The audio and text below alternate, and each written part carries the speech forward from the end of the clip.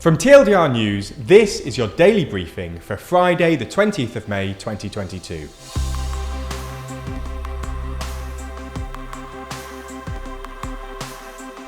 Good afternoon. Today we'll be discussing some of the biggest stories, including the Elon Musk allegations and the Partygate revelations. We'll also be answering today's big question: what's happening in the South China Sea, as well as discussing whether Boris Johnson has dodged a bullet. But first, the Israeli government losing their majority. Israel's governing coalition has lost its majority in the Knesset following the defection of a lawmaker, raising the prospect of yet another election in the country. Renawi Zahabi, who is an Arab Israeli, quit the small left-wing Meretz party, saying that the coalition leaders had again and again adopted hawkish, hardline and right-wing positions, citing recent police violence as a final straw. The governing coalition has been reduced to 59 seats versus the opposition 61, but this doesn't mean that the government automatically collapses though. The opposition, whose biggest party is Benjamin Netanyahu's Likud, would need to vote to dissolve the Knesset and call early elections. However, this would need the support of the entire fractured opposition, including Zahabi and the 6 members of the Arab Joint List.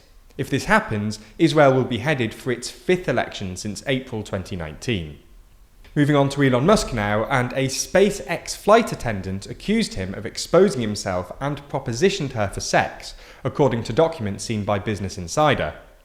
After she reported the incidents to SpaceX, she was paid $250,000 as part of a severance payment, the report says. The details come from a signed declaration by a friend of the flight attendant and other documents prepared in support of her case.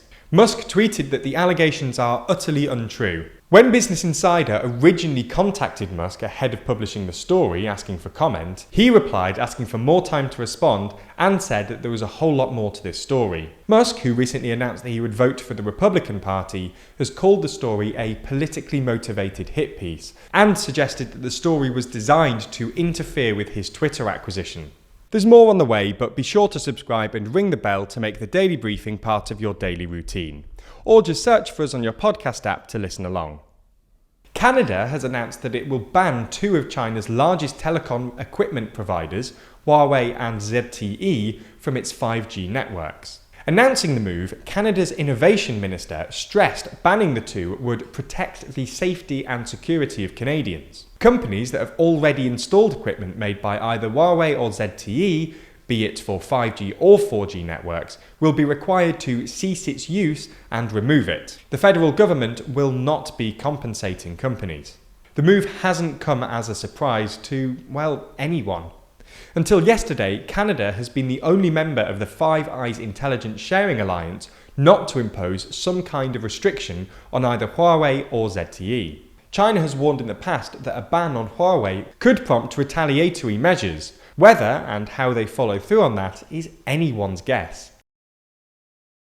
Having just gotten through the coronavirus pandemic, many countries are opening up and probably hoping they never have to hear the word virus again. Unfortunately though, it seems that another virus is doing the rounds.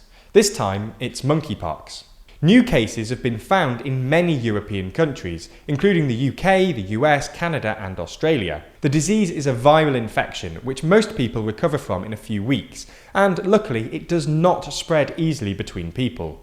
This means that there is a very low risk to the public, and it is unlikely that it will become the next COVID. Here in the UK, it will be announced by health officials later today that there have been a further 11 cases, more than doubling the current outbreak domestically. Staying in the UK, and the Metropolitan Police have concluded their investigation into coronavirus rule breaking at the heart of government, having handed out 126 fixed penalty notices. This now means that number 10 Downing Street is the most fined building in the UK. While some staffers have received multiple fines as part of this investigation, it has been confirmed that the Prime Minister has not.